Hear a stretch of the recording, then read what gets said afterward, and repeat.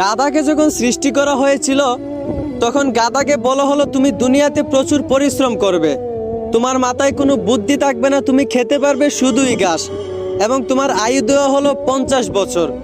এইটা শুনে গাধা বলল, হে প্রভু, আমি এত বছর বাঁচতে চাই না, আমাকে বরঞ্চ 20 বছর আয়ু দিন আর 30 বছর আয়ু ফিরিয়ে নিন। গাধার এই প্রস্তাব মঞ্জুর করা হলো। এরপর যখন কুকুরকে সৃষ্টি করা হলো, কুকুরকে বলা হলো তোমার খাবার হবে মানুষের বাসি খাবার, মানুষের রেখে যাওয়া নষ্ট খাবার, এবং তোমার আয়ু দেওয়া হলো 30 বছর। কুকুর এইটা শুনে বলল, হে প্রভু, আমি এত বছর বাঁচতে চাই না, আমাকে বরঞ্চ 15 বছর আয়ু দিন এবং 15 বছর আয়ু ফিরিয়ে নিন। সৃষ্টিকর্তা তার এই প্রস্তাব মঞ্জুর করলেন। তারপর যখন বানরকে সৃষ্টি করা হলো তখন বানরকে বলা হলো তোমার কাজ হবে দুনিয়াতে শুধু এক ডাল থেকে আরেক ডালে ঝুলাঝুলি করা, মানুষকে বিনোদন দেওয়া, এবং তোমার আয়ু দেওয়া হলো 20 বছর। বানর তখন প্রভুকে বলল, হে প্রভু, আমি এত বছর বাঁচতে চাই না, আমাকে বরঞ্চ 10 বছর আয়ু দিন আর 10 বছর আয়ু ফিরিয়ে নিন। সৃষ্টিকর্তা বানরের এই প্রস্তাব মঞ্জুর করলেন। এরপর এলো পুরুষের পালা। পুরুষকে যখন সৃষ্টি করা হলো তখন পুরুষকে বলা হলো তুমি হচ্ছ সৃষ্টি জগতের সবচেয়ে শ্রেষ্ঠ প্রাণী, আর তোমার আয়ু দেওয়া হলো 20 বছর।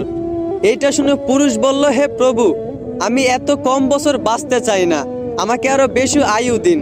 গাধা যে 30 বছর আয়ুটা ফিরিয়ে দিয়েছিল সেই আয়ুটা আমাকে দিয়ে দিন, এবং কুকুরও যে 15 বছর আয়ুটা ফিরিয়ে দিয়েছিল সেই আয়ুটাও আমাকে দিয়ে দিন, এবং বানর 20 বছর থেকে 10 বছর যে আয়ুটা ফিরিয়ে দিয়েছিল সেই আয়ুটাও আমাকে দিয়ে দিন। সৃষ্টিকর্তা পুরুষের এই প্রস্তাব মঞ্জুর করলেন।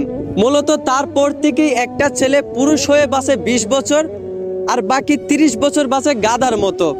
ওই যে গাধার 30 বছর আয়ু তাকে দেওয়া হয়েছিল। গাধা যেমন দিন রাত পরিশ্রম করে, ঠিক তেমনি একটা পুরুষকেও বাকি 30 বছর পরিবারের জন্য দিন রাত পরিশ্রম করে কাটাতে হয়। বাকি 15 বছর পুরুষদেরকে বাঁচতে হয় কুকুরের মতো। ওই যে কুকুরের ফিরিয়ে দেওয়া আয়ুটা তাকে দেওয়া হয়েছিল। একটা কুকুর যেমন মানুষ যা দেয় তাই খেয়ে বেঁচে থাকতে হয়, ঠিক তেমনি একটা পুরুষও বাকি 15 বছর সন্তানেরা তাকে যা দেয় তা খেয়েই বেঁচে থাকতে হয়। আর বাকি 10 বছর পুরুষদেরকে বাঁচতে হয় ঠিক একটা বানরের মতো। ওই যে বানরের 10 বছর ফিরিয়ে দেওয়া আয়ু পুরুষদেরকে দেওয়া হয়েছিল।